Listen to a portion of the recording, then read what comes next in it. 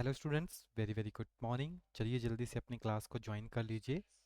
And आज जो है आपका जो जून का सेशन है उसका लास्ट क्लास है आपकी। ठीक है, इसके बाद हम जीके की लेंगे और वो लास्ट क्लास होगी। आज ही हमने जीके की क्लास को भी रीशेड्यूल कर दिया है। ठीक है, वैसे कल होनी थी तो आज ही होगी। Good morning Diksha ji. And इसके बाद आपके टेस्ट होंगे, जैसे कल हो गया परसों हो गया ना, तो मैं आपको बता दूंगा कल या परसों तक। जैसे हमने आपको प्रीवियस में भी एक टेस्ट दिया था, टेस्ट का पैटर्न आपको पता है किस तरीके से जो टेस्ट है वो हम आपको प्रोवाइड करवाते हैं। क्लियर? तो आई थिंक इंटरनेट में थोड़ा सा इशू आ रहा है। Give me 1 minute. एक बार हमें आप कमेंट करके बता दीजिए कि आपको स्क्रीन अच्छे से दिख रही है, ऑडियो वीडियो सही आ रही है कि नहीं आ रही।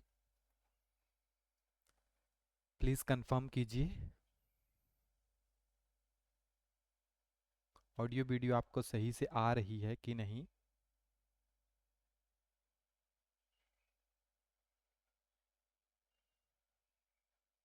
सही आ रही है, ठीक है।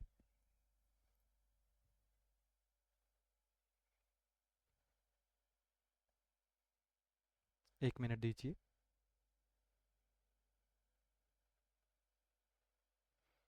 ओके, सही आ रही है मेन्स।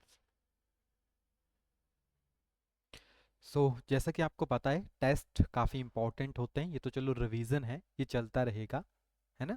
रिवीजन तो इसी तरीके से चलता रहता है। लेकिन अब जैसे आपको डेट सेट पता है, 1 तारीख से सभी के पेपर शुरू हो रहे हैं और अब लास्ट डे है। लास्ट डेज का मतलब है कि जितने आप मॉडल टेस्ट पेपर प्रैक्टिस करोगे और आपको आइडिया भी लग जाएगा कि कितनी आपकी तैयारी हुई है, कितनी नहीं हुई है। हमने अपने फिजिक्स, केमिस्ट्री, साइकोलॉजी, ठीक है, हर एक टर्म्स को कवर कर लिया है। बायोलॉजी वाली मैम ने भी काफ़ी अच्छे तरीके से जो अपने टॉपिक्स थे वो ख़त्म कर दिए हैं। ठीक है, तो थोड़ा सा मैं आपको पैटर्न बता देता हूँ। जो टेस्ट रहता है आपके पास, ज़्यादा नहीं है, 2 मिनट में वो सारी चीज़ें हो जाएगी। फिर हम फटाफट से मैथ्स के जो इंपॉर्टेंट फार्मूले हैं, टॉपिक्स हैं, उनको कवर कर लेंगे ताकि आप फिर उन चीज़ों को दोबारा से पढ़ सकें एंड वो रिकैप हो जाएं। और कुछ क्वेश्चंस भी होंगे। मैथ्स इजी होता है, मैथ्स बहुत आसान आता है, आपको पता है। 6 to 10 तक का बेसिक मैथ्स होता है और इतना मैथ तो जो आर्ट्स वाले बच्चे हैं वो भी कर सकते हैं। तो आप तो ऑलरेडी साइंस वाले हो, है ना, आपने मैथमेटिक्स रेगुलर पढ़ा है, तो आपके लिए तो एकदम आसान चीज़ है ये, है ना। चाहे जेबीटी वाले बच्चे होंगे, चाहे आपके पास नॉन मेडिकल वाले हो गए, दोनों के लिए बच्चों वाला खेल है इस मैथ्स को करना। बहुत आसान मैथ आ रहा है अब। लेंथी क्वेश्चन हो सकते हैं, एरिया से रिगार्डिंग ही होंगे, है ना। एरिया समझो क्वेश्चन को और अटेम्प्ट करो, फटाफट से आपका इजीली सॉल्व हो जाएगा। जो टेस्ट आपके पास रहने वाले हैं वो सभी स्ट्रीम्स के होंगे, जितने भी स्ट्रीम्स हैं आपके पास। किस तरीके से पैटर्न रहता है ना। तो आपको पता है आपके कितने एमसीक्यू होंगे उसके अंदर, क्योंकि जैसे ऑनलाइन आपने दिए हैं 150 एमसीक्यू उसके अंदर आपके पास रहेंगे। एंड जितने भी आपकी 5 सेक्शन है सभी को 30, यानी 5 सेक्शन को 30 30 करके जो है वो डिवाइड किया जाएगा हर एक पोर्शंस के अंदर। आपको जो टाइम पीरियड इसके लिए मिलेगा, टाइम ड्यूरेशन, वो आपके पास 150 मिनट्स ही होंगी। और आपके जो मार्क्स इसमें रहेंगे वो 150 मार्क्स ही आपके पास रहेंगे। तो जैसे ही परसों तक जब भी टेस्ट बन के तैयार हो जाता है, तो मैं चाहूँगा कि सभी बच्चे अपनी एक्टिव पार्टिसिपेशन में शो करें, है ना। बाकी आपका ऊपर है, करना चाहते हैं तो आप कर सकते हैं, कोई किसी के साथ जोर जबरदस्ती नहीं है। बाकी बेनिफिट आपके लिए ही है, आप पेपर में जाने से पहले एक पेपर की तरह पूरा वे अपना अटेंड कर सकते हैं। ओके, क्लियर हो गया? ओके। अब देखिए, अगर हम बात करें मैथमेटिक्स की, मैथमेटिक्स बहुत ही कॉमन टर्म है आपके पास, है ना। जो कि आप जैसे एनसीईआरटी मैथ्स की बात करो, तो जैसे मैंने मेंशन किया कि अगर आप 6 से लेकर 10 तक के मैथ्स के सभी टॉपिक्स को अच्छे से पढ़ लेते हो, तो आप आराम से अपनी टर्म्स को कर सकते हो। जैसे सबसे पहले जो आपके पास टर्म्स इंट्रोड्यूस होती है वो होते हैं बेसिक नंबर सिस्टम, है ना। जैसे नेचुरल नंबर क्या होते हैं, आपको पता है जितने भी सारे के सारे नंबर होते हैं वो एक्चुअली नेचुरली होते हैं। जैसे 1 2 3, यानी ऑल पॉजिटिव नंबर, जैसे नंबर लाइन को रिप्रेजेंट करें तो जितने भी पॉजिटिव नंबर हैं वो सारे के सारे आपके नेचुरल नंबर होते हैं। अगर होल नंबर की बात की जाए, इसको डब्ल्यू के साथ आप रिप्रेजेंट करते हो, all natural number including zero, यानी उसके अंदर जितने भी नेचुरल नंबर है वो तो होंगे ही होंगे, प्लस साथ में आपके पास जो इंट्रोड्यूस हो जाएगा जो कि जीरो है वो भी, है ना। जीरो एक होल नंबर है। इवन नंबर की बात करें तो ऐसे नंबर जो दो के साथ आपके पास इजिली डिवाइड हो जाते हैं। ऑड नंबर वो नंबर होते हैं जो दो से डिवाइड नहीं होते हैं आपके पास, है ना। इंटीजर में पॉजिटिव नेगेटिव नंबर सारे के सारे आपके पास आते हैं। रैशनल नंबर जिसे आप पी वाई क्यू की फॉर्म में जो है वो रिप्रेजेंट कर सकते हो। गुड मॉर्निंग आरती जी, है ना। या फिर जो रैशनल नंबर होते हैं वो टर्मिनल होते हैं। टर्मिनल यानी आप उसको 2 रेज़ टू पावर n और 5 रेज़ टू पावर m इस फॉर्म में भी रिप्रेजेंट कर सकते हैं। जैसे एग्जांपल है 22/7। और इरेशनल नंबर जिसको आप पी बाई क्यू की फॉर्म में नहीं लिख सकते, जैसे पाई, एक्सपोनेंशियल आपके पास हो गया, √2। और जो नॉन टर्मिनेटिंग नंबर होंगे, जैसे पाई जो होता है वो एक इरेशनल नंबर है, लेकिन 22/7 जो आपके पास होता है वो एक रैशनल नंबर होता है। ओके। प्राइम नंबर क्या होता है आपके पास? प्राइम नंबर जिसके सिर्फ दो ही फैक्टर होते हैं, जो कि एक 1 होता है और वो एक खुद होता है अपने आप। ठीक है। कंपोसाइट नंबर कौन से नंबर होते हैं? जिसमें आपके पास जो है मोर देन 2 जो है, यानी दो से ज्यादा फैक्टर होने चाहिए, यानी 3 या 3 से ज्यादा फैक्टर उसके होने चाहिए। ठीक है। तीन फैक्ट यानी 3 तो मिनिमम, क्योंकि 2 वाला तो प्राइम नंबर हो गया, एक वाला तो सिर्फ एक ही होता है 1। जैसे क्वेश्चन आया था even prime number, even prime number कौन सा है आपको पता है? 2। 2 एक इवन नंबर और साथ में प्राइम नंबर भी है। और आपके पास जो है इसके बात की जाए तो सिर्फ और सिर्फ एक ही फैक्टर बनता है और साथ में, ठीक है, सॉरी दो फैक्टर बनते हैं 2 और 1। तो एक ही है आपके पास। इवन प्राइम नंबर कितने हैं आपके पास? एक है। ठीक है। फिर कुछ डिविजिबिलिटी के रूल्स आपके पास आते हैं, जैसे 1 के लिए, 2 के लिए, 3 के लिए, 4 के लिए, सभी के लिए डिविजिबिलिटी के रूल होते हैं। और फॉर्मूला आता है dividend is equal to divisor into question plus reminder. कभी कभी आपको वैल्यूज दे दी जाती है, जैसे रिमाइंडर दिया होता है, आपको क्वेश्चन निकालना है, क्वेश्चन दिया है आपको डिविडेंट निकालना है, कोई भी वैल्यू आपको निकालने के लिए यहाँ पे आ सकती है। एडिक्टिव इनवर्स से क्वेश्चन आता है। एडिक्टिव इनवर्स आपके पास होता है एक ऐसी वैल्यू जिसको जब आप इंट्रोड्यूस करोगे किसी दूसरे के अंदर तो वो जीरो बन जाती है। ठीक है। जैसे x है, तो x में क्या जोड़ोगे आप कि वो वैल्यू आपके पास जीरो बन जाए? मैं यहाँ पे प्लस डाल देता हूँ, है ना।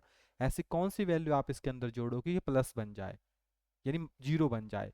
तो जो एडिक्टिव प्रॉपर्टी होती है ना वो जीरो होती है। जीरो होना चाहिए दो वैल्यू का सम। और मल्टीपल इनवर्स का मतलब होता है आपके पास एक ऐसी वैल्यू जिनका प्रोडक्ट जो है वो 1 हो, यानी m इंटू एम इनवर्स की वैल्यू कितनी आनी चाहिए? 1। जैसे अगर 2/3 है तो इसका उल्टा होगा, यानी 5/2, तभी तो वैल्यूज कटेगी। ठीक है। सक्सेसर क्या होते हैं आपके पास? यानी सक्सेस करना। सक्सेसर यानी सक्सेस, यानी एक स्टेप आगे, यानी जो अगर x है आपके पास कोई वैल्यू तो उसमें आप 1 जोड़ोगे तो आपके पास सक्सेसर यानी नेक्स्ट वैल्यू इंट्रोड्यूस हो जाएगी। प्रीडिसेसर क्या होता है आपके पास? प्री यानी पहले, तो पहले वाली वैल्यूज कौन है? तो x से आप क्या करते हो, एक वैल्यू को माइनस कर देते हो, तो वो वैल्यू आपके पास यहाँ पे आ जाती है। ठीक है। बॉड मास, आप कोई भी कैलकुलेशन यूज करते हो उसमें बॉड मास का यूज करते हो, यानी सबसे पहले जो ब्रैकेट के अंदर टर्म है उसको ओपन किया जाता है, फिर डिवाइड होता है, फिर मल्टीप्लाई होता है, फिर एडिशन होता है और लास्ट में आपके पास सब्ट्रैक्शन किया जाता है। ठीक है। ये कुछ क्वेश्चंस हैं जो आप नॉर्मली अटेम्प्ट कर सकते हो, है ना। ये इतना बड़ा क्वेश्चन हमने यहाँ पे लिखा हुआ है, 2/3 - 1 -2 - 1 -2 इसको आपको सॉल्व करना है। ठीक है। बाकी यहाँ पे तो चलो किया हुआ है आपके पास। एचसीएफ और एलसीएम, लोएस्ट कॉमन मल्टीपल और हाईएस्ट कॉमन फैक्टर। अगर जर्नल टर्म में हम एलसीएम को देखें तो देखो एलसीएम होता क्या है आपके पास। जैसे मान लीजिए 2 4 6 का एलसीएम निकालना है, तो आप ऐसा समझ, लोएस्ट यानी वो एक नंबर आपको ढूंढना है ना। जैसे 2 का टेबल में पढ़ रहा हूँ, है ना, तो 2 का टेबल जब मैं पढ़ रहा हूँ, 4 का टेबल में पढ़ रहा हूँ और 6 का टेबल पढ़ रहा हूँ, तो ये टेबल में कब इक्वल आएंगे? जैसे 2 1 2 हो गया, 2 2 4, 6 हो गया, 8 हो गया, 10 हो गया, 12 हो गया, 14 हो गया, ऐसे चलेगा। 4 4 1 आपके पास, सॉरी 4 1 4 हो गया, 4 2 आपके पास 8 हो गया, तो 8 है इसके अंदर, है ना, 8 हो गया। फिर आपके पास 12 आ गया, फिर 16 आ गया, बाकी बीच वाले कोई नंबर नहीं आए। 6 का पढ़ेंगे तो 6 1 6 6 2 12, यानी लोएस्ट नंबर ना। तो हम क्या देख रहे हैं यहाँ पे, तो लोएस्ट नंबर कौन सा है, 12 है, जो कि तीनों में कॉमन है, यानी कॉमन वैल्यू चाहिए इनके अंदर, जो इनके यानी मल्टीप्लाई में आए। ठीक है, तो नॉर्मली यही होता है आपके पास, या आप नॉर्मली फैक्टराइज फॉर्म में इसको लिख के भी निकाल लेते हो। ठीक है, ऐसे आ जाता है।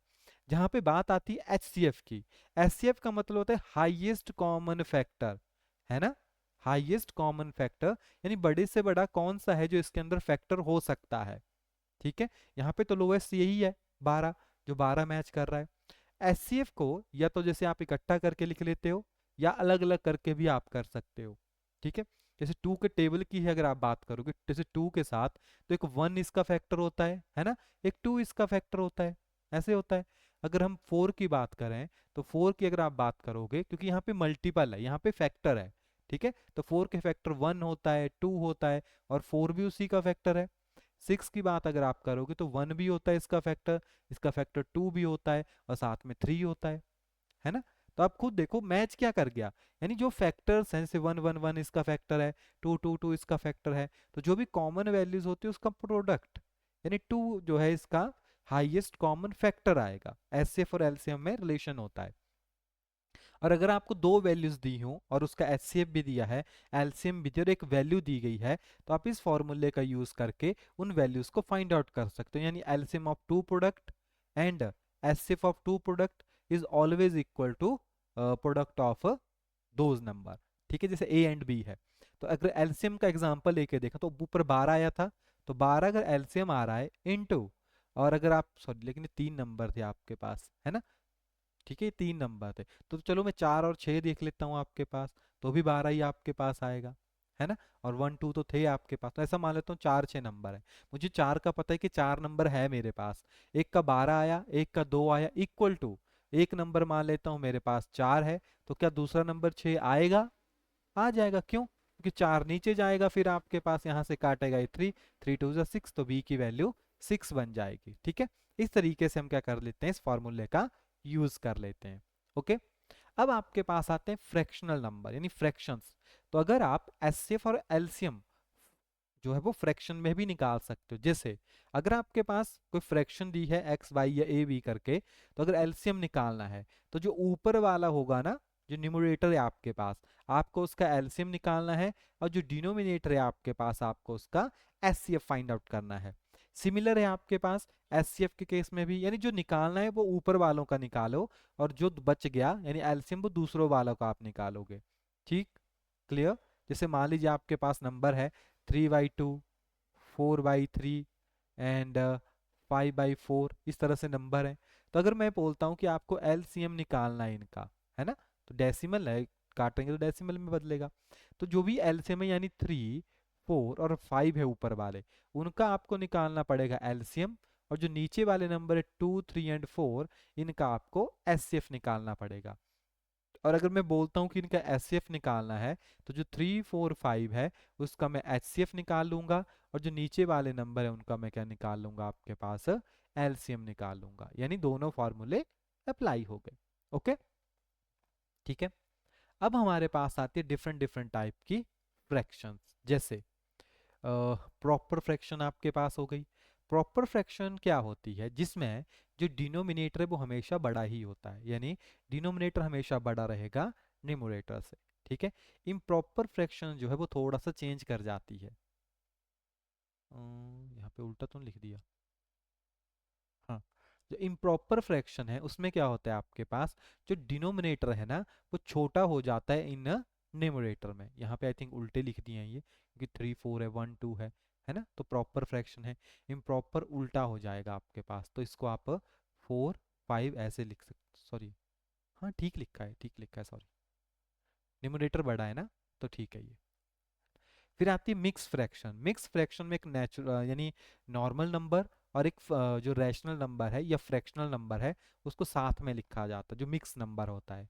इक्विवेलेंट फ्रैक्शन वो फ्रैक्शन है जिसकी वैल्यू बराबर होती है ना। मतलब जैसे मान लो एक पिज्ज़ा है आपके पास ना, दो पिज़्ज़े हैं, ठीक है, इन पिज़्ज़ों को मैंने डिवाइड कर दिया, इसको मैंने 4 पीसेज में डिवाइड किया है, और इसको मैंने आपके पास 8 पीसेज में डिवाइड किया है, कुछ इस तरीके से, है ना, 2 2 4 2 6, हो गया। यानी इसकी फ्रैक्शन कितनी है अगर देखा जाए तो 4 बॉक्सेस है ना इसके अंदर, 1 2 3 4। इसमें देखो 1 2 3 4 5 6 7 8। अब मैंने क्या किया कि यहाँ पे से एक स्लाइस ले लिया, ठीक है। क्या किया, एक स्लाइस ले लिया। नीचे मैंने क्या किया, 2 स्लाइस ले लिए। क्या कर लिए, 2 स्लाइस ले लिए। जब मैंने फ्रैक्शन बनाई तो कैसे बनाऊंगा, इसकी फ्रैक्शन बनाई 1/4, यही बनेगी। दूसरे की फ्रैक्शन बनाई कि मैंने 2 लिए हैं, कितने में से, 8 में से। इसको काटूंगा तो 1/4 ही आएगा ना। यानी वो वैल्यू बराबर होती है आपके पास, जस्ट लिखने का तरीका है ना। उसी को बोलते हैं इक्विवेलेंट फ्रैक्शन। लाइक फ्रैक्शन में जो डिनोमिनेटर होते हैं वो सेम होते हैं, और अनलाइक फ्रैक्शन के अंदर जो डिनोमिनेटर होते हैं वो आपके पास डिफरेंट होती है। ये आसान क्वेश्चन डायरेक्ट एग्जाम में आपके पास आते हैं, ठीक है। अब जब भी हम किसी नंबर को आपके पास नोट करते हैं तो वहां पे कुछ क्वेश्चंस डायरेक्ट एग्जाम में पूछे जा रहे हैं। जैसे हम पढ़ते हैं ना, वंस, टेंस, 100, 1000, 1000, लाख, 10 लाख, इस तरीके से स्टडी करते हैं। तो आपको पता है ये तो हो गया डेसिमल नंबर बीच में, है ना। डेसिमल से जो नेक्स्ट साइड होती है वो वंस प्लेस होता है, उसके आगे वाला टेंस, और फिर 100, 1000, 1000, है ना, लाख, 10 लाख, इस तरीके से चलता है जब आप लेफ्ट साइड चलते हो। राइट साइड जब चलते हो तो ये यूनिट नंबर ही है पहला, है ना, यूनिट नंबर। इसके आगे जो नंबर आते हैं वो टेंस होता है, टेंथ बोलते हैं उसको, टेंथ, THS, है ना, टेंथ नंबर होता है। उसके आगे 2 जीरो लग जाती है तो वो हंड्रेड्स नंबर होता है। उसके आगे जो नंबर होता है आपके पास वो थाउजेंड्स नंबर होता है। यानी जो नंबर है वो आपके पास क्या कर जाता है, चेंज हो जाते हैं, नाम पूछ लेते हैं आपके पास, है ना। जैसे मैं एक क्वेश्चन पूछता हूँ आपसे, है ना, क्वेश्चन पूछ रहा हूँ, नंबर देता हूँ आपको एक, 3 2 5 4 6 8 5, ठीक है, ये नंबर मैंने आपको दे दिया। ओके। अब मैं आपको बोल रहा हूँ कि आपको इसमें 4 की फेस वैल्यू बतानी है। क्या करना है, 4 की फेस वैल्यू बतानी है। फटाफट से बताइए आंसर देके, बताइए इसकी फेस वैल्यू क्या होगी।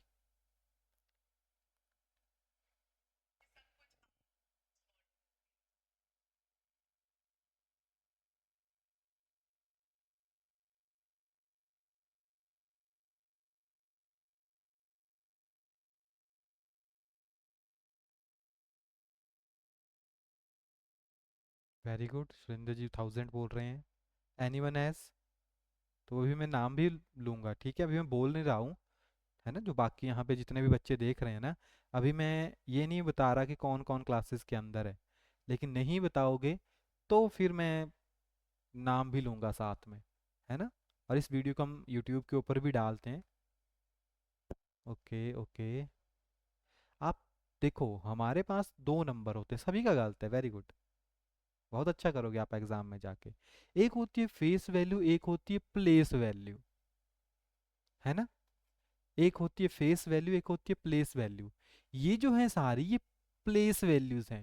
ये जो मैं बोल रहा हूँ वंस, टेंस, हंड्रेड्स, और ये जो आप बता रहे हो ना, ये जो आपके पास क्या है, ये इसकी प्लेस वैल्यू है।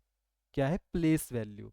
यानी वो कौन से नंबर के ऊपर है आपके पास, 4 × 1000। तो ये जो है इसका आप बोल रहे हो, ये इसकी प्लेस वैल्यू 1000 प्लेस के ऊपर है ये। फेस का मतलब क्या होता है, जो जैसा दिख रहा है वो वैसा ही है। और ये रिक्वेस्ट है कि जब हम बता दें ना आपको एक बार कि ये चीज़ ये होती है, तो उसके बाद कृपया करके आप आंसर ना दें। क्यों, क्योंकि हमने बता तो दिया है, अब आंसर दे के हम शाबाशी तो देंगे नहीं कि आपने सही बताया है ना। क्योंकि अब लास्ट टाइम है, अब वो टाइम चला गया कि अब जी पढ़ाना है। क्योंकि अब पढ़ा के कुछ नहीं कर सकते, क्योंकि आपको पता है हमने जब नवंबर में प्रीवियस टेट खत्म हो गया था, आपके दिसंबर 10 से ही हमने इस बैच को रेगुलर किया हुआ है, 10 से। और पता नहीं कितनी बार आपको हमने ये चीज़ें बता दी, फिर भी गलत कर रहे हो। प्लेस वैल्यू और फेस वैल्यू में अभी तक आप समझ नहीं पा रहे हो।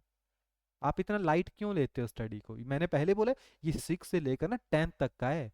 और बाकी सब्जेक्ट तो चलो थोड़ा बड़े होते हैं, +1 के हैं, +2 के हैं, लेकिन अगर आप 10th तक के मैथ्स को भी नहीं करोगे ना, तो आप खुद सोच लो, आपको बच्चों को पढ़ाना है जो छठी और 10वीं के बच्चे होते हैं, तो आपका तो बेसिक क्लियर होना चाहिए। और ऐसा नहीं कि अगर आप टैट की तैयारी करो तभी क्लियर होना चाहिए। अगर आप टीचिंग फील्ड में जाना चाहते हो एज ए मैथ्स टीचर, तो आपका तो ऐसे भी क्लियर होना चाहिए जो बेसिक मैथमेटिक्स होता है। अगर आपका बेसिक मैथ्स क्लियर नहीं है तो आप खुद सोच सकते हो कि क्या आप एक मैथ्स का टीचर बनने के काबिल हो कि नहीं हो, है ना। ये डाउट्स आने चाहिए मन के अंदर। तो जो भी कमियां हमारे अंदर होती है हमें दूर करना चाहिए। तो कंफ्यूज मत हो, बच्चों वाले क्वेश्चंस हैं, प्लेस वैल्यू, फेस वैल्यू, तो आप फिर भी गलती कर रहे हो। क्योंकि आप खुद सोचो, कब से आपको पढ़ा रहे हैं फिर भी आप इन चीज़ों को बार बार रिपीट कर रहे हो। अगर आपको एचसीएफ और एलसीएम भी बताना पड़ रहा है ना, है ना, एलसीएम और एचसीएफ भी बताना पड़ रहा है, तो बहुत अच्छी बात नहीं है ये। क्योंकि बहुत छोटी छोटी चीज़ें हैं ये। मैथ्स तो मैं बोलूँ पढ़ाना ही नहीं चाहिए, जो बेसिकली इन बच्चों को। क्यों? क्योंकि मैथ्स के ही तो टीचर हो आप, है ना। तो ये तो बहुत आसान चीज़ आपके पास हो जाती है। ठीक है, चलिए यहाँ पे एक क्वेश्चन है हमारे पास, आप फटाफट से इसको अटेम्प्ट करोगे। 0.15, 0.5 एंड 0.45, आपके पास डेसिमल नंबर्स हैं। आपको इनका एचसीएफ निकालना है। क्या करना है आपको इनका, आपको इसका एचसीएफ जो है वो फाइंड आउट करना है। फटाफट से निकालिए, क्या इसका एचसीएफ आएगा। देखो यहाँ पे अगर क्वेश्चन हुआ है ना ये, इसका मतलब क्वेश्चन करवाया गया है। क्योंकि यहाँ पे वही क्वेश्चन है क्योंकि सॉल्व्ड है, इसमें पहले करवाया गया है। हो सकता है आपको नहीं, किसी और बैच को करवाया होगा, लेकिन जब ये टॉपिक पढ़ाया होगा तो उस टाइम तो करवाया ही होगा। तो ये तो होना चाहिए। फटाफट से।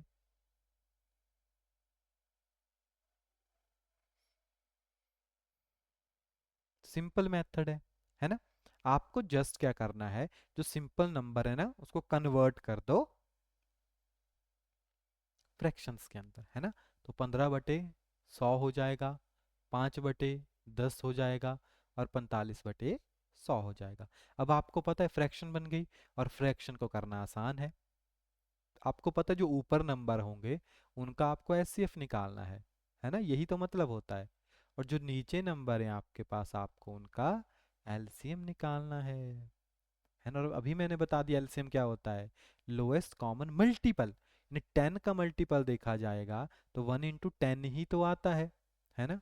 एकदम ठीक है अंजलि जी का, है ना। और 100 की बात करो तो 10 × 10 भी हो जाएगा आपके पास। ठीक है, तो इसके बीच में तो कॉमन आ गया, है ना। तो सिमिलर इसी तरीके से इसको किया भी हुआ है। 0.05 आया है अंकिता जी का, एकदम सही है। तो आई थिंक आपने बीच में थोड़ा सा कहीं पे कर दिया कुछ ना कुछ। ठीक है, क्या आया इसका, 0.05। क्लियर, यहाँ पे किया होगा सॉल्व, देखो 15, 50, 45, 5 आया, और नीचे 100 आपके पास आ गया। ठीक है, क्लियर। और 5 यानी 0.05। ठीक है, थोड़ा सा ध्यान रखना है। क्लियर, बाकी एचसीएफ का है। अब आपके पास स्क्वाड्स या पावर वाली टर्म्स आती हैं। जैसे अगर हमारे पास कोई दो नंबर दिए हैं जिनका बेस सेम है और पावर्स अलग है, वो मल्टीप्लाई हो रहे हैं, तो पावर्स ऐड हो जाती हैं। अगर बेस सेम है और पावर्स अलग हैं तो वो डायरेक्टली मल्टीप्लाई हो जाएंगी। ठीक है, अगर आपके पास डिवाइड में है तो वो माइनस हो जाते हैं। एंड अगर अलग है बेस लेकिन पावर सेम है तो नीचे वाले मल्टीप्लाई हो जाएंगे, पावर एज इट इज रह जाएगी। ये तो इनवर्स लिखा हुआ है आपके पास। और अगर अंडरूट फॉर्म में लिख रहे हो, जैसे ए रेज टू पावर m/n, तो जो m होता है वो आपके पास पावर है, और n जो है वो अंडरूट में आता है। जैसे लिखते हैं ना 2 अंडरूट करके, तो आपको पता है 2 1/2 है ये, है ना। क्या है, 2 1/2 है, यानी 1 इसकी पावर है, और 2 जो है वो अंडरूट को रिप्रेजेंट कर रहा है। कभी कभी 3 भी होता है, जैसे 2, जैसे यहाँ पे लिखा है 4 3/2, है ना, इस तरीके से है। तो यानी जो 4 की पावर 3 है इस तरीके से, और ये अंडर दी रूट फॉर्म के अंदर है आपके पास। ठीक है, सॉल्व करने के लिए क्वेश्चंस आते हैं यहाँ पे। अब हमारे पास कुछ सिस्टम है जिसे हम नंबर्स को रिप्रेजेंट करते हैं। एक इंडियन नंबर सिस्टम होता है और एक इंटरनेशनल नंबर सिस्टम होता है। इंडियन तो आसान है, जो हम रेगुलर पढ़ते हैं, जैसे वंस, टेंस, 100, 1000, 1000, लाख, 10 लाख, करोड़, 10 करोड़, इस तरीके से हम चलते हैं, है ना। ये तो हमारे लिए आसान चीज़ है। ठीक है, जैसे यहाँ पे लिखा हुआ पता है 100 है। लेकिन जब इंटरनेशनल सिस्टम में चलते हैं तो 3 3 फॉर्म में चलते हैं। जैसे आप फेसबुक यूट्यूब देखते हो ना, तो आप क्या देखते हो कि जब आपके पास 1 लाख 2 लाख, जब 10 लाख आपके पास हो जाता है तो उसको आप मिलियन करके रिप्रेजेंट कर देते हो, है ना। क्या कर देते हो, मिलियन करके, यानी मिलियन, फिर उसके बाद बिलियन, इस तरीके से, फिर उसके बाद ट्रिलियन, है ना। मिलियन हो गया, बिलियन हो गया, ट्रिलियन हो गया, तो वो टर्म इंक्रीज करती रहती है। क्लियर। जैसे 1 million, 2 million, 3 million, 10 million, 20 million. तो जब 10 मिलियन हो जाएंगे आपके पास, ठीक है, तो वो 1 करोड़ बना देगा। वैल्यू सेम होती है, ठीक है। जब 10 मिलियन मिल जाते हैं तो करोड़, तो हम उसको मिलियन बिलियन बोल देते हैं। क्लियर। चीज़ें वेरी कर जाती है। तो देखो किस तरीके से रिप्रेजेंट करता है। ये नंबर है, ठीक है, 092। तो वंस, टेंस, 100, यहाँ तक तो सेम है ना। फिर ये 1000 वाला टर्म है, तो 921 नहीं है, तो इसको कैसे बोलते हैं, देखो 921, और ये 1000 वाले रीजन में आ रहा है, ठीक है।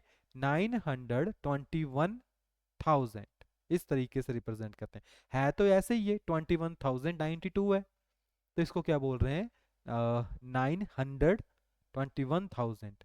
क्लियर। फिर सिमिलरली जैसे आगे मूव कर गए, तो 100 के आगे आपके पास नेक्स्ट टर्म आ गए, तो जैसे यहाँ पे 78 मिलियन लिखा हुआ है।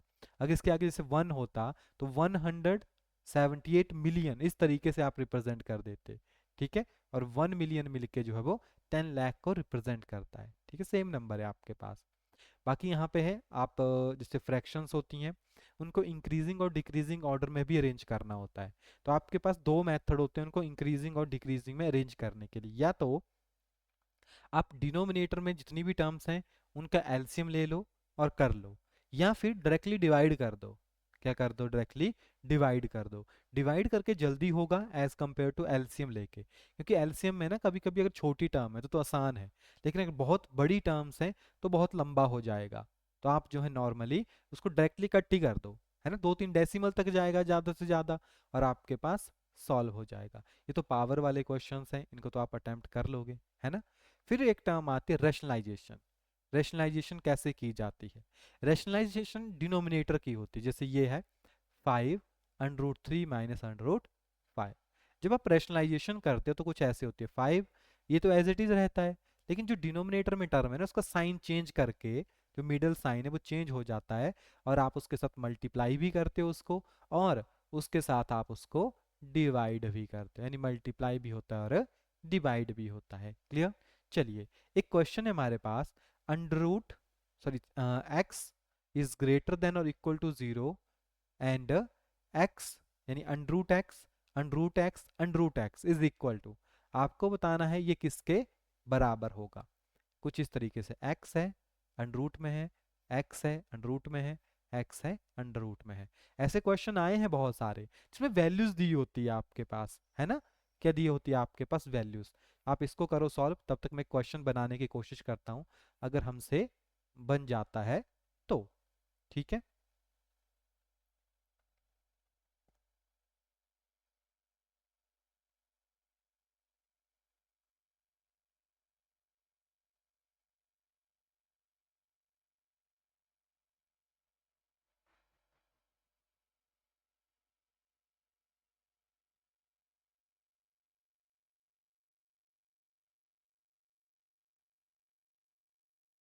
इसको कीजिए, ये जो नीचे है।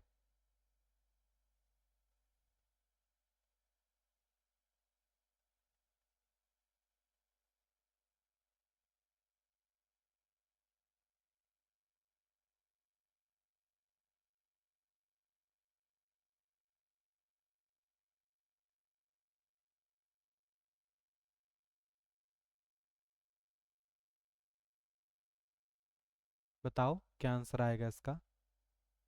करवाया है, नहीं करवाया होता तो अलग चीज़ है ना। फिर ये भी करना है आपको ऊपर वाला। आई होप सही क्वेश्चन बना होगा हमसे।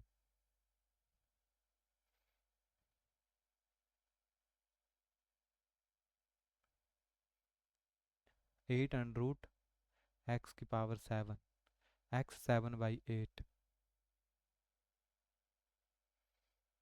चलो, वेरी गुड। आरती जी ने x दिया है कि x है इसका आंसर। देखो मैंने सिंपल चीज़ कही थी ना, कि अंडरूट का मतलब होता है 1/2, है ना। तो जितने भी अंडरूट हैं 1/2 1/2 ही तो हैं। क्लियर। अगर मैं सिंपली क्योंकि क्वेश्चन जो होता है वो नीचे से होना सॉल्व होता है, ऊपर से आप सॉल्व नहीं कर सकते। अगर मैं फर्स्ट वाले अंडर रूट को हटाऊंगा तो क्या आएगा, एक्स। नीचे तो अंडर रूट ऐसे ही रहेगा अंदर, है ना, एक्स। और अगर अंडर रूट हटाऊंगा तो एक्स इंटू 1/2 बनेगा। और अभी हमने पढ़ा कि x raise to power n plus x raise to power y, तो दोनों जुड़ जाते हैं आपस में। ठीक है, तो ये दोनों क्या हो जाते हैं आपस में, क्योंकि इसकी पावर 1 है यहाँ पे अभी तक। ठीक है, तो ये क्या हो जाएंगे आपके पास, जुड़ जाएंगे। क्लियर, तो ये देखो क्या बन गया आपके पास यहाँ पे, ये देखो यहाँ से इन पावरों को जोड़ा गया तो ये 3/2 बन गए, सिंपल, है ना। फिर फिर से नेक्स्ट अंडर रूट को खोला किया तो 3/2 था, तो 3/4 आपके पास बन गया। और लास्ट में मूव करके जो आंसर आपके पास आया वो कौन सा है यहाँ पे, 8 √x⁻⁷। ठीक है, ये वाला बन गया कुछ इस तरीके से। ठीक है, 7/8 ही है इसका मतलब, यानी x × 7/8 ये आ गया, है ना। सिंपल कैलकुलेशन है, कुछ इस तरीके से आप कर सकते हो। अच्छा, इसको बताओ ज़रा, ये तो आप ऐसे ही कर लोगे अब, क्योंकि आपने जब इसको सॉल्व कर लिया तो ये तो आपके लिए बहुत आसान है ना, क्योंकि तो सीधा ही अंडर रूट दिख रहा है। 11 एकदम राइट आंसर है। 11, क्योंकि 36 है ना, 36 का बन जाएगा 6 + 43। ये बनाया ही मैंने कुछ इस तरीके से था, और ये क्योंकि इस तरह का क्वेश्चन एक था प्रीवियस ईयर एग्जाम में, इसीलिए करवाया। सुरेंद्र जी का और अंजलि जी का एकदम ठीक है। इसको करेंगे तो ये कितना हो जाएगा, 49, और √49 7 होता है, और 114 में जब आप 7 जोड़ोगे तो ये 121 बनेगा। ठीक है, यानी अंडर रूट का, यानी 11 का स्क्वायर है। ओके, तो इस तरह के क्वेश्चन आ सकते हैं, कैलकुलेशन है जो सिंपल सिंपल। ठीक है, ये सेम ही चीज़ें हैं सारी, कुछ भी न्यू नहीं है इसमें। ये वही फार्मूले आ गए जो हमने ऊपर लिखे थे, है ना। ये ऐसे क्वेश्चन आ रहे हैं आजकल, तो बेसिक मैथमेटिक्स है सारा। ओके, जैसे √a × √a, तो अंडर रूट का मतलब होता है हाफ, तो वो कैंसिल हो जाता है। जब ऊपर तो अंडर रूट है लेकिन पावर बेस अलग है, तो under the root a b, है ना, सिमिलर चीज़ है। और √a प्लस अंडर रूट का स्क्वायर करोगे तो सिमिलर ही फार्मूला होता है a + b का स्क्वायर, है ना। तो ऐसे a² + b² + 2ab करके आप इसको लिख सकते हो। क्लियर, ठीक है। नेक्स्ट टर्म जो इसमें आती है वो आती है पॉलिनोमियल्स वाली टर्म्स। पॉलिनोमियल्स क्या होते हैं, किस तरीके से रिप्रेजेंट करते हो। पॉलिनोमियल को on the base of degree, on the base of coefficients आप डिवाइड कर सकते हो, कितनी टर्म्स है उसमें, है ना। जो होते हैं ना, ये कॉफिशेंट्स है, 6 है, 3 है, कांस्टेंट टर्म है, ये कॉफिशेंट्स होते हैं। इसके आगे वेरिएबल है, जैसे एक्स है, और ये जो पावर है ना, ये रिप्रेजेंट करती है डिग्री को। तो एग्जाम में ये भी क्वेश्चन आता है डिग्री कौन सी है ना। जैसे इसको आप डिवाइड कर सकते हो on the base of number, number of terms. जैसे मोनोनोमियल, अगर एक ही टर्म है, जैसे 5x 7x, ये एक ही सिंगल टर्म्स है। बाइनोमियल में डिवाइड कर सकते हो, जैसे 5 7x, क्योंकि दो टर्म्स है ना, यहाँ पे भी दो टर्म्स है। ट्राई में 3 टर्म हो जाएगी, क्वट में 4 आपके पास हो जाएगी। डिग्री के बेसिस के ऊपर आप डिवाइड कर सकते हो, यानी अगर डिग्री कांस्टेंट है ना, डिग्री है ही नहीं कोई, क्योंकि वेरिएबल ही नहीं है। जीरो का मतलब होता है जिसके जो कॉफिशेंट्स हैं वो आपके पास जीरो दिए हो। ठीक है, लीनियर का मतलब है जिसकी डिग्री 1 है आपके पास। क्वाड्रेटिक का मतलब है जिसकी डिग्री 2 है। और क्यूबिक का मतलब है आपके पास जिसकी डिग्री आपके पास 3 होती है। कितनी होती है, 3। जीरो ऑफ द पॉलिनोमियल भी आप फाइंड आउट कर सकते हो। जैसे लीनियर के लिए जो पॉलिनोमियल की वैल्यू आती है वो आती है ax + b करके, यानी x माइनस b/a। क्या ऐसे लिखूंगा तो b है, b की जो भी वैल्यू है और a की जो भी वैल्यू है। क्वाड्रेटिक का एग्जाम में पूछा भी गया, इंपॉर्टेंट है। तो अल्फा प्लस बीटा होता है -b/a, और अल्फा बीटा होता है c/a। और ये क्यूबिक की वैल्यू है आपके पास, इसमें alpha beta gamma = -b/a। And alpha beta यानी जो आपके पास जीरोस हैं उनको अगर आप मल्टीप्लाई करते हो प्लस ऐड करते हो c/a, और सभी का जो मल्टीप्लाई होगा वो -d/a करके आता है।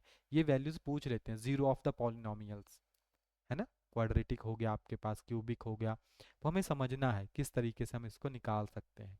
बाकी क्वेश्चंस हैं, यहाँ से इसको रोक के आप सॉल्व जरूर कीजिएगा। ठीक है, क्योंकि ये करवाए हैं सारे सेम चीज़ें हैं। तो फिर आती है रिमाइंडर थ्योरम है। ठीक है, रिमाइंडर थ्योरम काफ़ी ज़रूरी है। और एक फैक्टर थ्योरम है। इनके क्वेश्चन बहुत आसान होते हैं। कैसे? अब इसमें आपको क्या होता है, रिमाइंडर में रिमाइंडर निकालना है ना? तो आपको, जिससे आप डिवाइड कर रहे हो, जैसे x-1 से डिवाइड कर रहे हो, तो वैल्यू ऑलरेडी आपको दी गई होती है ना? वो वैल्यू आपको ऑलरेडी दी गई होती है, तो उससे आप नॉर्मली फाइंड आउट कर लेते हो। जैसे x-1 है, तो उससे आप क्या करोगे, इसको पुट करोगे इक्वल टू 0, और x की वैल्यू आ जाती है +1, है ना? तो इसी वैल्यू को फिर हम पुट कर देते हैं पूरा का पूरा, उसी जैसे ये x4+1 है, तो इसमें पुट कर देंगे, जो भी वैल्यू बच रही है वो रिमाइंडर है आपके पास। क्या है? रिमाइंडर है। जैसे x की वैल्यू डालो 1+1 करके आएगा, ठीक है, तो 2 बन जाएगा आपके पास यहाँ पे। ये देखो 2 आ रहा है, तो रिमाइंडर 2 आपके पास आ गया। फैक्टर थ्योरम में भी सेम है, जो आपको फैक्टर दिया होता है ना, उसमें आप वैल्यूज को पुट करते हो, तो वहां से आपको जो है वो टर्म निकल जाती है। ठीक है, डायरेक्टली इजी टर्म है। रिमाइंडर थ्योरम और factor theorem both are same terms. आप नॉर्मली क्या कर सकते हो, उनको कैलकुलेट कर सकते हो। चलो मैं आपसे फैक्टर निकालना तो आपको आ ही जाते हैं ना। हमारे पास है x³ plus x square plus x plus 1। इसका फैक्टर बताओ ज़रा, इसके कौन कौन से फैक्टर बनेंगे? क्यूबिक पोलिनोमियल है, और आपको इसके फैक्टर्स बताने हैं कि इसके कौन से फैक्टर जो है हमारे पास यहाँ पे होंगे।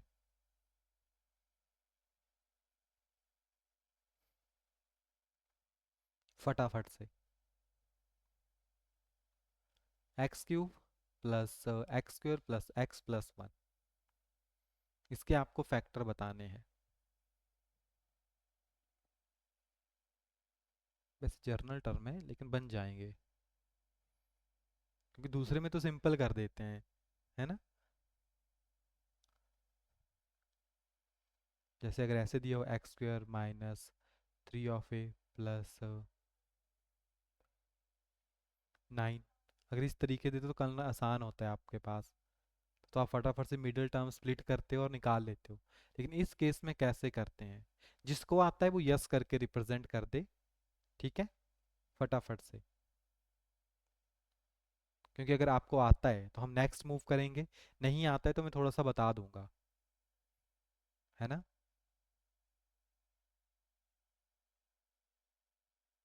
यस और नो करके आप रिप्रेजेंट कर सकते हो, क्योंकि करवाया है।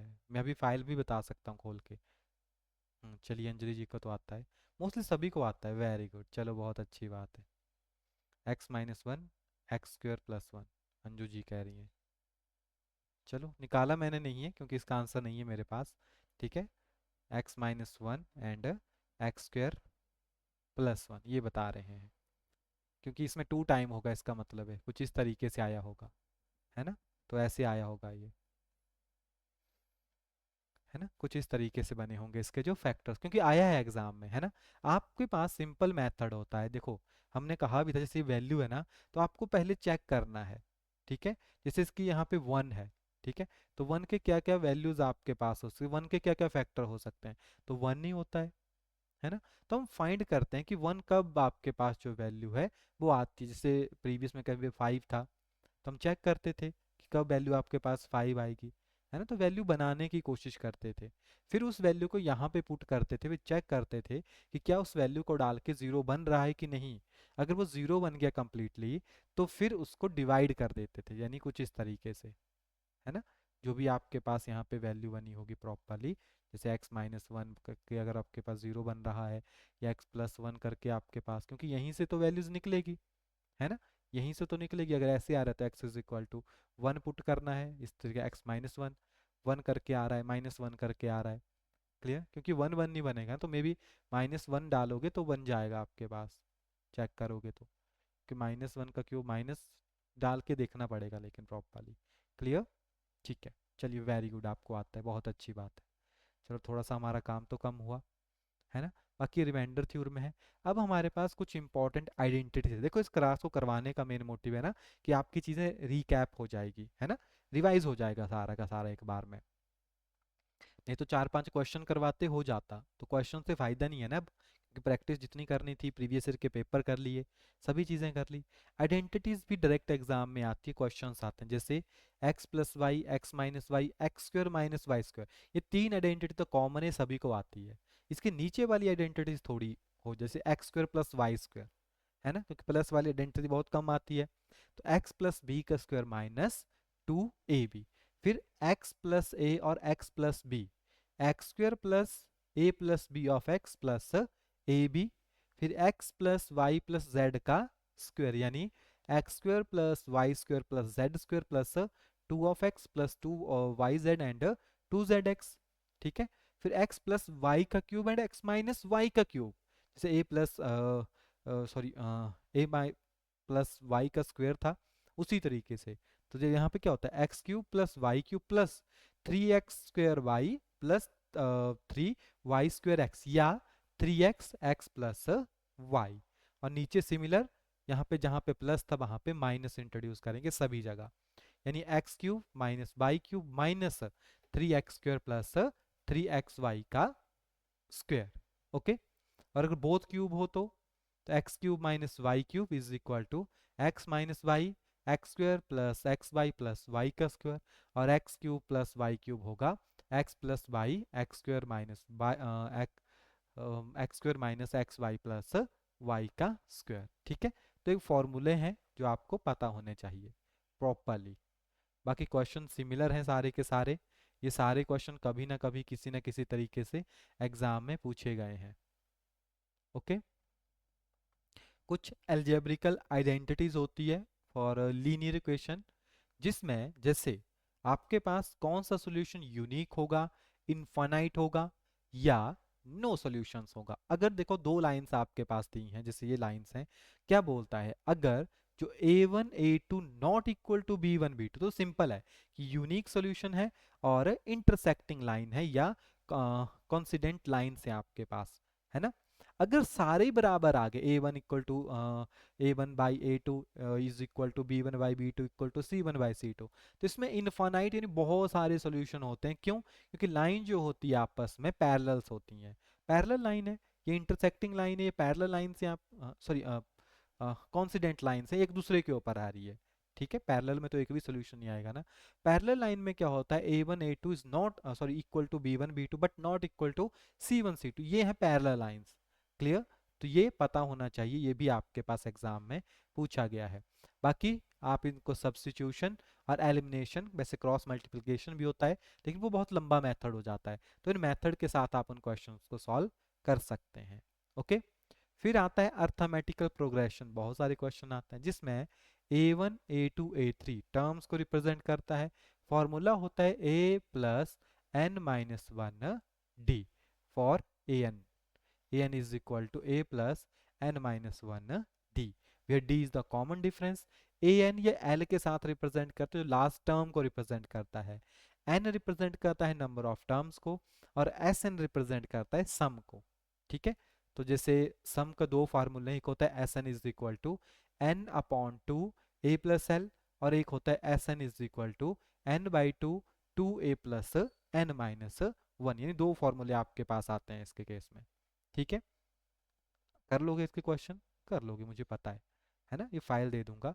अब ये कुछ शॉर्ट फॉर्मूले, जैसे फर्स्ट n नेचुरल नंबर के लिए formula n into n plus 1/2, for odd number के लिए formula n square, even number के लिए formula n into n plus 1, square of n natural number, है ना, n नेचुरल नंबर का स्क्वायर करेंगे तो n into n plus 1 and 2n plus 1/6, और क्यूब अगर आपके पास आएगा तो n into n plus 1 bracket close का स्क्वायर।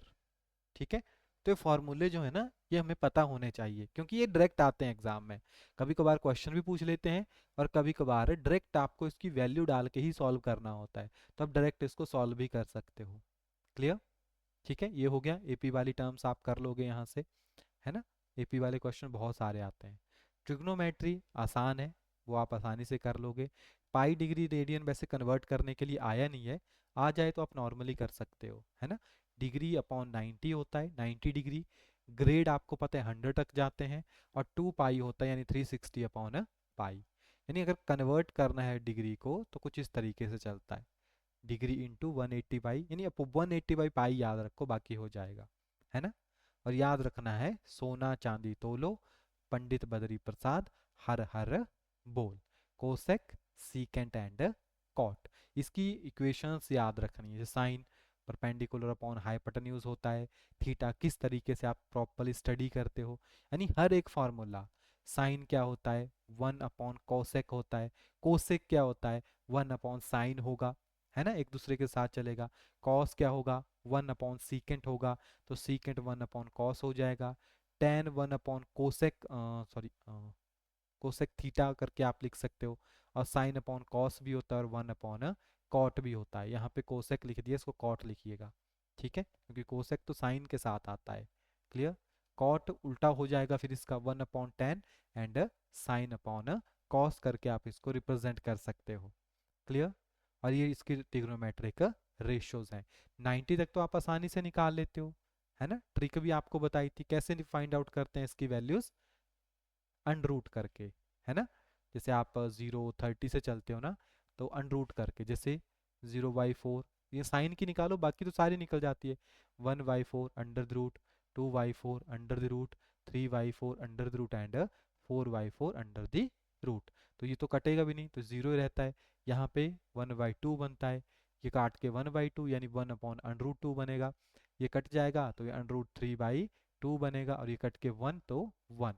तो साइन की वैल्यूज यहाँ से निकल जाती है। इसका उल्टा कॉस का हो जाता है ना, इसका उल्टा कॉस का हो जाता है। टेन निकालते वो साइन अपॉन कॉस आपके पास हो जाएगा, तो टेन का अपोजिट आपके पास कॉट निकल जाता है। कोसेक आपके पास 1 अपॉन साइन हो जाता है, यानी साइन का उल्टा कर दो तो आपके पास कोसेक बन जाएगा, और सीकेंट में उसका अपोजिट लिख दो, है ना। सेम ही तो वैल्यू सारी। बाकी 180 जीरो ये एक्स्ट्रा वैल्यूज हैं जो कभी कभार आपसे पूछ सकते हैं, ठीक है। बाकी डायरेक्ट वैल्यूज हैं, जैसे साइन 15 की, आप वेरीफाई भी कर सकते हो इन वैल्यूज को, साइन A+B करके, साइन A-B करके, और ये निकल जाती है वैल्यूज। लेकिन अगर नहीं निकालनी है तो आप डायरेक्टली याद भी रख सकते हो, क्योंकि देखो साइन और कॉस की सिमिलर वैल्यूज हैं, सिर्फ माइनस और प्लस का फर्क है, यानी √3 -1/2 √2 साइन के लिए और कॉस के लिए अपोजिट हो जाती है। सिमिलरली टेन और कॉट एक दूसरे के साथ चलते हैं, तो सिर्फ साइन का फर्क है। देखो 2 -√3 और 2 +√3, ठीक है, 75। बाकी cos 18 और cos 72 भी बराबर होता है, और cos 36 और साइन की वैल्यू बराबर। और ये फार्मूले रहे आपके पास यहाँ पे, जैसे साइन 90 माइनस थीटा होता है cos theta, cos 90 minus theta होता है sine of theta, tan 90 minus theta होता है cot ऑफ थीटा। तो बाकी अपोजिट हो जाएंगे, ओके। बाकी सेम चीज़ें हैं, कुछ भी इसमें न्यू नहीं है आपके पास। क्लियर। तो मुझे लगता है इस क्लास को ज़्यादा खींचने का कोई फ़ायदा नहीं है, मैं फटाफट से थोड़ा सा रिकैप करवा देता हूँ आपको, है ना, जो चीज़ें आपने पढ़ी है। फिर ट्रिग्नोमेट्री में, सॉरी ट्राइंगल्स में, जैसे हीरोन्स फार्मूला आपके पास आता है जिससे आप एरिया ऑफ ट्राइंगल निकाल सकते हो, है ना। और एसवी एग्जाम में पूछ लिया गया था, जो सेमी पैरामीटर होता है इसका, यानी S = A+B+C/2, और एरिया ऑफ ट्राइंगल आप यहाँ से फाइंड आउट कर सकते हो, है ना। बाकी ये फार्मूले सभी के लिए, स्केलिन ट्राइंगल के लिए नॉर्मल हीरोन्स फार्मूला, अगर आइसोसेलेस ट्राइंगल इसमें दो साइडें बराबर होती है तो एरिया आता है B/4, 4A² - B² करके, और हाइट निकालने का फार्मूला होता है हाफ ऑफ 4A² - B²। अगर इक्विलेटरल ट्राइंगल है तो सारी साइडें बराबर है, तो √3/A। और अगर एरिया निकालना है तो एरिया के लिए A² हो जाता है, यानी √3/4A²। बाकी अगर इसको निकाल दो ना पूरा तो कुछ ऐसे बनता है ये। राइट एंगल ट्राइंगल के लिए आप पाइथागोरस थ्योरम लगा सकते हो, S² + B², sorry S² is equal to hypotenuse square is equal to perpendicular plus base का स्क्वायर। और एरिया के लिए आप लगा सकते हो 1/2 इंटू बेस इंटू हाइट। अगर आपके पास बेस भी दिया है, किसी भी ट्राइंगल की बात करें, बेस और हाइट दिया हो तो आप नॉर्मली इनको निकाल सकते हो वहां से, ओके। बाकी कुछ प्रॉपर्टी है, sum of any two side of a triangle is greater than the third side, ठीक है। एंड ये रिलेशन बन गया फिर इसका। And side opposite to the greatest angle will be the greatest and vice versa, यानी जो आपके पास ग्रेटेस्ट एंगल होता है, ठीक है, उसकी जो साइड होती है सामने वो सबसे लंबी होती है। जैसे अगर ये एंगल सबसे बड़ा है तो सामने वाली साइड सबसे बड़ी होगी, सबसे छोटे वाले एंगल के सामने सबसे छोटी वाली साइड जो है वो प्रेजेंट होती है। जितने भी ट्राइंगल बनते हैं आपके पास, ठीक है, अगर पैरामीटर फिक्स है तो सबसे ज़्यादा एरिया जो ऑक्यूपाई करता है वो इक्विलेटरल ट्रायंगल आपके पास करता है। ओके, एंड जो लाइन होती है जो मिड पॉइंट को ज्वाइन करती है किसी भी ट्रायंगल के अंदर, उसको आपके पास जो है मीडियंस बोलते हैं, और जहाँ पे वो मिलती है जाके उसको सेंट्रॉइड बोलते हैं। क्या बोलते हैं? सेंट्रॉइड। एंड जो मीडियन होता है वो हमेशा ट्राइंगल्स को टू इक्वल ट्राइंगल्स में डिवाइड करता है। जैसे एक मीडियन खींच लिया ना आपने, जैसे मान लो इक्विलेटरल ट्राइंगल है आपके पास, या कोई भी ट्राइंगल, जैसे मैं एक मीडियन बीच बीच में देता हूँ, तो टू इक्वल ट्राइंगल जो है हमारे पास इसमें बनती है। ठीक है, ये ट्राइंगल्स की कुछ प्रॉपर्टी आपके पास है। बाकी क्वेश्चन है आपके पास। अब आता है क्वाड्रिलेटरल। देखो, क्वाड्रिलेटरल यानी इसमें चार साइडें हैं, जैसे स्क्वायर के अंदर होता है। स्क्वायर की प्रॉपर्टी पूछ लेते हैं। जैसे पैरामीटर तो 4a हो गया, कोई इशू नहीं है। डायगोनल या तो पाइथागोरस से निकाल लो, क्योंकि साइडें बराबर है तो ए ए करके आ जाएगा। और जब आप इसकी वैल्यू निकालोगे तो स्क्वायर है सभी साइड ना, तो ए का स्क्वायर कट जाता है, 2 के ऊपर आ जाता है तो √2, तो ए √2 होता है। एरिया निकाल सकते हो आप या तो डायरेक्टली साइड स्क्वायर करके, या half of the diagonal square. अगर आप डायगोनल का स्क्वायर करते हो इन स्क्वायर के अंदर तो भी उसका एरिया निकल जाता है। जितने भी स्क्वायर होते हैं सारे रोम्बस होते हैं। जितने भी स्क्वायर है ना वो रोम्बस की प्रॉपर्टी को फॉलो कर रहे हैं, लेकिन सारे के सारे रोम्बस जो हैं वो स्क्वायर नहीं होते हैं। यानी स्क्वायर जो है वो एक रोम्बस भी है, क्योंकि रोम्बस की भी सारी साइडें बराबर है, लेकिन जो आपके पास कन्वर्जन है वो ट्रू नहीं होती है। एंड जो दो स्क्वायर हैं आपके पास, मान लीजिए उनका एरिया है ए रेशो, यानी A1:A2, तो उनका जो पैरामीटर होगा ना वो अंडरूट रेशो में आएगा, यानी अंडरूट रेशो, यानी under root A1:A2 under the root. Okay, rectangle की अगर बात करें तो पैरामीटर यानी सम ऑफ, क्योंकि उसमें दोनों साइडें होती है ना, तो ऑल साइड का सम कर दो। डायगोनल आपके पास आ जाता है D² = पाइथागोरस की तरह। ठीक है, और एरिया आता है लेंथ इंटू ब्रेड्थ। जितने भी रेक्टेंगल होते हैं वो सारे पैरेललोग्राम है, क्योंकि पैरेललोग्राम में भी अपोजिट साइड्स इक्वल होती है, लेकिन कन्वर्जन ट्रू नहीं है। ठीक है, अब आ गया पैरेललोग्राम। आपके पास कुछ इस तरीके से होता है। पैरेललोग्राम का एरिया अगर निकालना हो तो आपको बेस इनटू हाइट करना पड़ता है, क्योंकि हाइट आपके पास नहीं दी होती। बाकी पैरामीटर का सेम फार्मूला है। अगर आप डायगोनल का स्क्वायर करते हो, ठीक है, वो हमेशा इक्वल होता है sum of square of all sides. यानी जो आपके पास AC का स्क्वायर है एंड BD का स्क्वायर है वो हमेशा इक्वल रहेगा AB plus BC plus CD plus DA के स्क्वायर के। और अपोजिट साइड्स तो इक्वल होती हैं, तो ये कुछ इस तरीके से भी कन्वर्ट हो जाता है। ओके, एक फिगर हमारे पास आती है ट्रेपीजियम। ट्रेपीजियम में क्या होता है, एक साइड यानी दो पेयर जो होते हैं अपोजिट साइड्स के, पैरेलल एंड एंटी पैरेलल आपके पास होते हैं, है ना। तो एरिया क्या बनेगा आपके पास, इसका area ½ into A plus B into H करके। ये आया है एग्जाम में। ठीक है, रोम्बस का एरिया तो आसान है, area ½ into D1 into D2। Okay, और 4 इंटू A² करोगे तो भी आप इन वैल्यू को निकाल सकते हो, और ये इसके पैरामीटर की टर्म है अगर आपके पास डायगोनल दिए हों तो। ओके, बाकी कॉस्ट वगैरह के क्वेश्चन बहुत सारे आते हैं। फेंसिंग के क्वेश्चन हो गए, बाड़ लगा रहे हो, फुटपाथ आप प्लेस कर रहे हो, इन सब के क्वेश्चन आपके पास आते हैं। ठीक है, बाकी इनके एंगल्स वगैरह हैं ये सॉल्व हैं, तो ये फाइल से आप स्टडी कर लोगे, है ना। ये करवाए हैं आपको, जो करवाया है वही है ये। Sum of all the interior angles of pentagon, है ना। इंटीरियर एंगल के कैसे होते हैं, जैसे आपको पता है अंदर वाले जो सम है वो वेरी करते हैं, तो ट्राइंगल मेथड से निकाल लेते हैं, या फार्मूला लगा देते हैं n-2 180 करके। ठीक है, या जो भी है, जैसे पेंटागोन है तो पेंटागोन बनाओ पहले सिंपल, फिर उसके अंदर डायगोनल प्लेस कर दो और ट्राइंगल बना दो प्रॉपरली। जैसे 1 2 3 ट्राइंगल बन गई, एक ट्राइंगल में 180 होता है तो 3 में आपके पास 540 हो जाएगा। इस तरीके से हम कैलकुलेट कर सकते हैं, यानी जर्नल मेथड्स आप लगा सकते हो, है ना। ये सॉल्व्ड हैं आपके पास सारे, यानी जस्ट आपको क्या करना है, इनको अरेंज ही करना है। तो वैसे आपने कर लिए होंगे ये सारे, है ना। ये बॉर्ड मास लगा के है, ये आपके पास है। जैसे आपके पास if the side of the cube is increase by 50% what will be its volume. यानी अगर आपके पास एक क्यूब है, उसकी सारी साइडों को आपने इंक्रीज कर दिया, कितना, आधा आधा इंक्रीज कर दिया। देखो ये क्यूब है आपके पास, है ना, तो इसकी साइड है तो ए करके होती है, तो आपने 50% साइडों को बढ़ा दिया। तो अगर ए है तो आपने A/2 और जोड़ दिया उसमें, है ना। तो ऐसे आप कर सकते हो इसको, तो इसको प्रॉपरली हम सॉल्व भी कर सकते हैं यहाँ पे। तो क्या बनेगा, 2a 3a, 3a/2, यानी ऐसे काटूंगा तो 1.5a, यानी न्यू साइड 1.5a बनी। मुझे बताना है कि उसके वॉल्यूम में क्या फर्क आएगा। तो पहले तो मुझे एक का वॉल्यूम पता होना चाहिए, या मैं डायरेक्टली चेंज करके भी निकाल सकता हूँ, है ना। देखो ये रहा फॉर्मूला आपके पास, v2 minus v1 upon v1 into 100, क्योंकि आपको चेंज बताना है ना, चेंज कितना आया। देखो चेंज किससे आता है, और परसेंटेज निकालनी है। चेंज आएगा कि आपके पास न्यू वॉल्यूम कितना है माइनस, और पहला वॉल्यूम कितना, चेंज बता दिया, डिवाइडेड बाई। अब जो परसेंटेज निकालनी है वो निकालना कितना बड़ा, तो बड़ी हुई परसेंटेज आएगी जो पहले वॉल्यूम था, इंटू 100, है ना। ऐसे हम समझ सकते हैं। अगर फॉर्मूला माइंड में बैठ गया तो बस आपको पता है वॉल्यूम क्या होता है, क्यूब करके आपके पास आता है। V2 जो वैल्यू आई है वो 1.5 आया है आपके पास, ये 3/2 आपके पास आया है, एक ही बात है।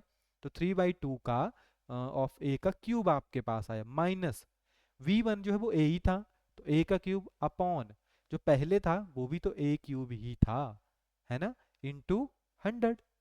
और सिर्फ आप इसको डालेंगे तो ये 27/8, ए का क्यूब माइनस ए का क्यूब इंटू ए का क्यूब इंटू 100, कुछ इस तरीके से बन जाएगा। ठीक है। अब ये 27 ए है और ये सिंगल ए है, तो ये बन गया 26, है ना, 26a³ नीचे आपके पास ए क्यूब है, और ये 8a³ बन सकता है ना। तो a³ से तो a³ कट जाएगा आपके पास, इंटू 100 रह जाएगा। बाकी आप इसको जैसे 2 से काट सकते हो तो यहाँ पे 4 आ जाएगा, इसको आप फर्दर काट सकते हो, ये 113 आपके पास बन गया, है ना। बाकी 1300/4, यहाँ से आप इसको काटा पीटी कर सकते हो, क्लियर। तो यहाँ से 3 समथिंग कुछ बन जाएगा आपके पास, यानी उतना इंक्रीज कर गया आपके पास, या ऐसे बन गया है 273 1/2 करके। ठीक है, तो काटोगे 2 से काट दो, कि 2 नीचे है ना, जैसे 1/2 आ जाएगा ऐसे, तो 4 से भी चला जाएगा, पॉइंट में आएगा, लेकिन 2 से कंप्लीट चला जाएगा। ठीक है, क्लियर। देख लेना, आई थिंक हो सकता है कुछ ऊपर नीचे हो गया होगा, आई थिंक, है ना। तो कुछ इसी तरीके से आएगा। ये देखो प्लेस वैल्यू वाला क्वेश्चन है, प्लेस वैल्यू ऑफ 0 10th आपके पास है ना। ये कैलकुलेशन है आपके पास, जस्ट डेसिमल हटाने हैं, आंसर आपके पास आ जाएगा। देखो कैसे आसान आसान क्वेश्चंस आपके पास दिए गए हैं। ये देखो ऐसे √2 raise to power √2 raise to power √2, आपको बताना है 2 रेज टू पावर n की वैल्यू क्या होगी, है ना। तो आपको पता है पावर में दियो सीधा मल्टीप्लाई होता है, तो 2 raise to power half, 2 raise to power half, simple. और ये भी हाफ ही तो है, क्लियर। तो इससे आप सॉल्व कर सकते हो। डेसिमल है, प्रॉफिट लॉस आपके पास है, तो ये जर्नल टर्म्स है सारी की सारी, जो यहाँ पे आपके पास प्रेजेंट है, सॉल्व्ड है सारा ये, है ना। क्या है आपके पास, सॉल्व्ड वैल्यू है। ये देखो ये प्रीवियस, ये जो करवाए ना प्रीवियस ईयर के हैं, ये रहा वो क्वेश्चन जो मैं बनाने की कोशिश कर रहा था। ठीक है, ये सारे क्वेश्चन जो है ना आपके पास, ये प्रीवियस ईयर के क्वेश्चंस हैं, ये जितने भी यहाँ पे, क्योंकि बच्चों को ही करवाए थे ना। Time, work square, standard form, simple interest, compound interest आपके पास हो गया। बहुत ही आसान क्वेश्चन। देखो अगर आपने फॉर्मूला चार्ट बनाया हुआ है तो बहुत अच्छी बात है ना। ये तो सॉल्व है, आपको ही करवाए हैं वो वाले हैं सारे ये। ठीक है, अगर आपने फॉर्मूला चार्ट बनाया हुआ है ना, बहुत अच्छी बात है। ये सारे सॉल्व हैं, यहाँ से आप कर सकते हो इनको, ये मैं सेंड कर दूंगा आपको ना क्लास के बाद, तो आप अटेम्प्ट कर लेना। बाकी इसमें और भी डल गया है बीच में ना, ये नेक्स्ट हो गया, ये भी सॉल्व है यहाँ पे, तो इसको करवाने की ज़रूरत नहीं है, ये तो आपने कर ही लिया होगा। कोई टॉपिक है जो आप चाहते हो कि नहीं रिपीट करना है, या बची है थोड़ी बहुत कसर उसके अंदर, तो आप अभी बता सकते हो, है ना। बाकी आसान पेपर आते हैं, कोई टफ पेपर नहीं है। ठीक है, अगर आप 6 से 10 तक का मैथ्स को अच्छे से पढ़ते हो ना, तो वो, क्योंकि आप छोटे बच्चों को ट्यूशन भी पढ़ाओ ना, तो टॉपिक बहुत अच्छे से क्लियर हो जाता है। और ये हमारे पास है जो स्पेशल नोट्स की फाइल है, आपको ऑलरेडी सेंड है, अपने कोर्स के अंदर जाके देखिएगा।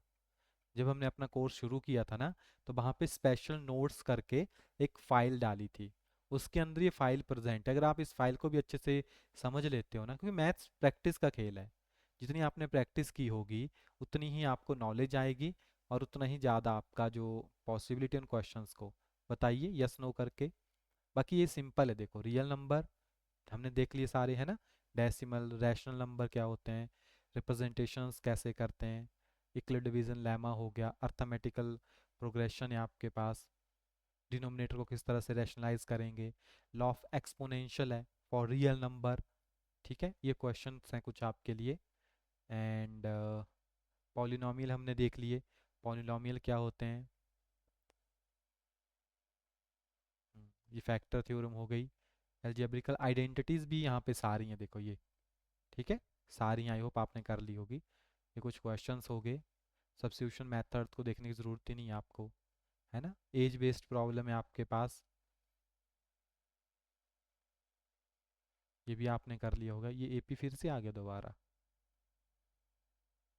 ट्रिग्नोमेट्री हो गई, है ना, उसके सभी ये फार्मूले हैं, देखो ये सारे फार्मूले हैं, रिलेशंस हैं आपके पास। इस फाइल में ऐसा समझ लो कंबाइन है सारा, जितना भी आपको इम्पोर्टेंट है ना वो सारा कंबाइन है। Maximum minimum value of trigonometrical expansion, एक बार क्वेश्चन यहाँ से पूछा गया था। Angle of elevation, angle of sides क्या होता है, ट्रिग्नोमेट्री के क्वेश्चंस हैं। बाकी ट्राइंगल का एरिया हो गया आपके पास, ये तो हमने कर लिया है। ठीक है, सर्कल हो गया, सर्कल का एरिया आपके पास हो गया। ये कुछ सर्कल के फॉर्मूले हैं आपके पास ना, राइट एंगल, ऑब्ट्यूज एंगल क्या होता है, स्ट्रेट एंगल क्या होता है, रिफ्लेक्स एंगल क्या होता है, कंप्लीट एंगल क्या होता है, कम्प्लीमेंट्री, सप्लीमेंट्री, बाइसेक्टर क्या होते हैं, adjacent angle, vertical opposite angle, linear pair of angles क्या होता है, और ट्राइंगल्स की प्रॉपर्टीज आपके पास आ गई। मीडियन, बाइसेक्टर्स, परपेंडिकुलर बाइसेक्टर क्या होता है।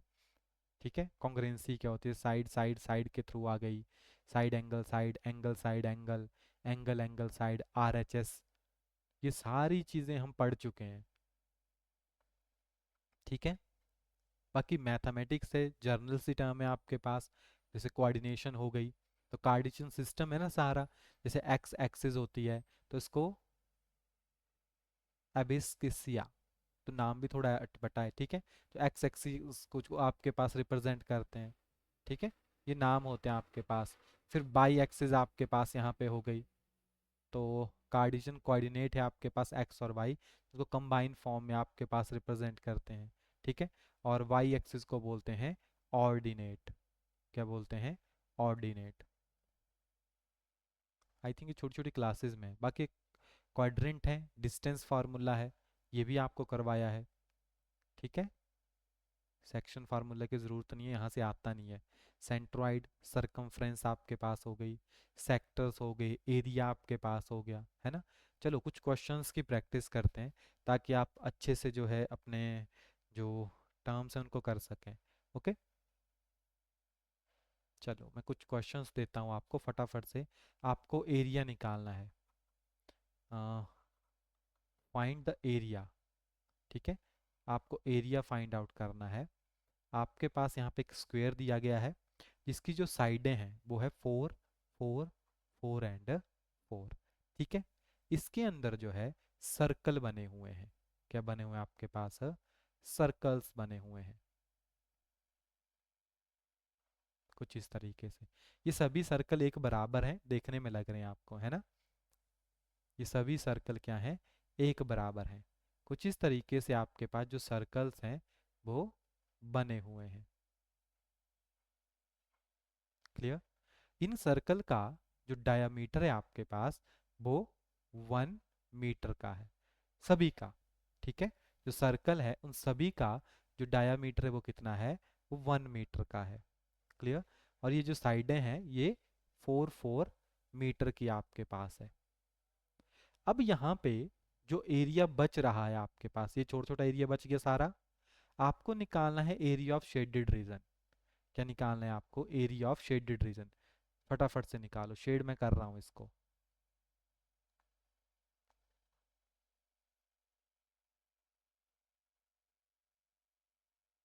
शेड में कर देता हूँ, क्योंकि थोड़ा हमारी जगह बनाने में अच्छा नहीं हुआ ना ये।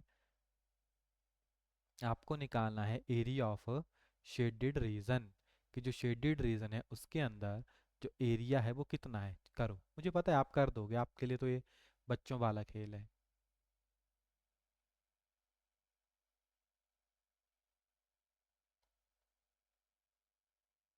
Area of shaded region,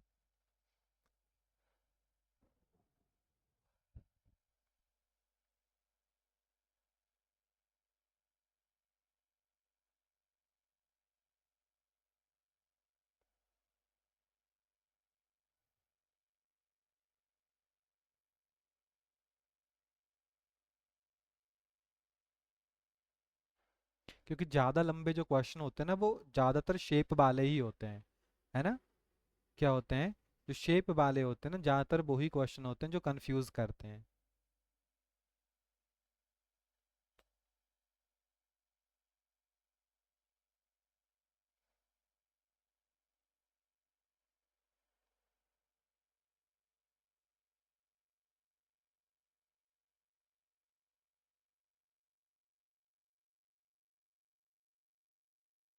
second में भी निकालना है आपको एरिया।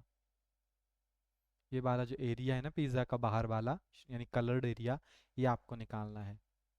फटाफट से कीजिए।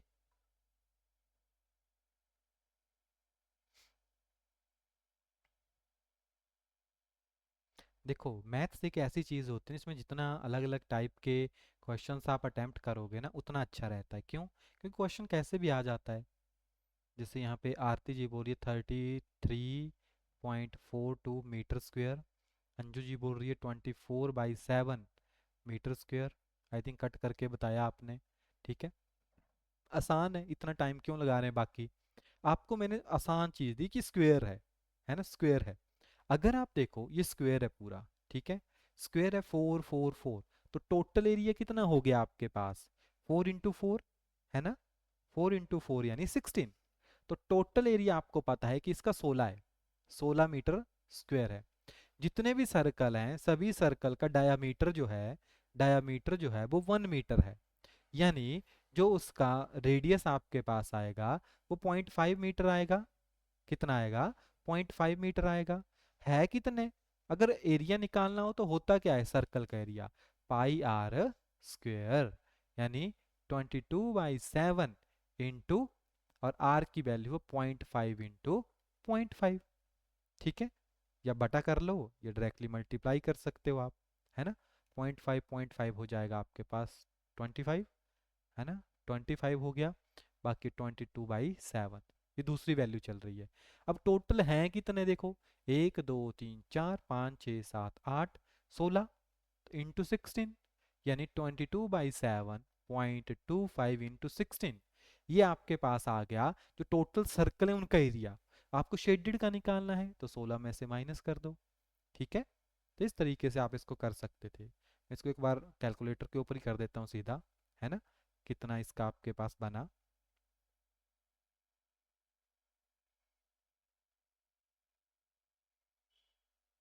आई थिंक इतना ही बनेगा वैसे, है ना, 16 - 12.57। ठीक है, 3.42। वेरी गुड, एकदम राइट आंसर है। समझ गए आप, यानी जो चीज़ आप पकड़ना चाहते थे, मैं आपको पकड़वाना चाहता था कि आपका टारगेट वहीं हो, तो आपका टारगेट एकदम सही जगह है। ठीक है, ये तो आप ऐसे निकाल लोगे फिर, है ना, θ/360, और एरिया है तो पाई आर स्क्वेयर, है ना। थीटा की वैल्यू 30 है और 360, तो आप कंप्लीट निकाल सकते हो ना, और अंदर वाले को माइनस कर दो। तो कंप्लीट का रेडियस है 5, तो फॉर्मूला लिख सकते हैं ना पहले, ऐसे θ/360 पाई आर स्क्वेयर। पहले R2 ले लेते हैं क्योंकि R2 बड़े वाला है और R1 छोटे वाला है। तो R1 छोटा है तो minus θ/360 pi are square R1, क्योंकि अगर R2 से R1 कम करूंगा तो R बाहर वाला निकल जाएगा अपने आप, है ना। θ/360 पाई कॉमन है, तो थीटा की वैल्यू है 30/360, पाई कॉमन आपके पास आ गया, यहाँ से भी काट सकता हूँ, 1/12, तो 1/12, और पाई की वैल्यू 22/7 है आपके पास। और ये बन जाएगा R2 यानी 5 यानी 25, माइनस और R1 यानी 3 का स्क्वायर यानी 9। तो इसको सॉल्व करना है, बस हो जाएगा, है ना। तो इस तरह के क्वेश्चंस भी आते हैं, बाकी आसान क्वेश्चन है। जैसे अभी आपने पेपर देखे ही देखे, यहाँ पे हमने पेपर डाले हैं बहुत सारे बीच में, है ना। तो अगर आप कोई भी पेपर देखोगे ना, काफ़ी इजी क्वेश्चन है। ये तो साइकोलॉजी आ गई इसके बीच में। ओके, कुछ पेपर पूरा डल गया है बीच में ना, तो उसको आप थोड़ा सा इग्नोर कर देना। जैसे एक पेपर का एग्जांपल लेके देखते हैं, जैसे ये है,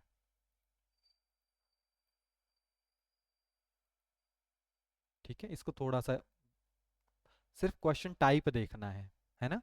जैसे ये देखो, ये एलसीएम और एचसीएफ क्वेश्चन टाइप है आपके पास। कैसा? एलसीएम और दो प्रोडक्ट का क्वेश्चन है, ठीक है।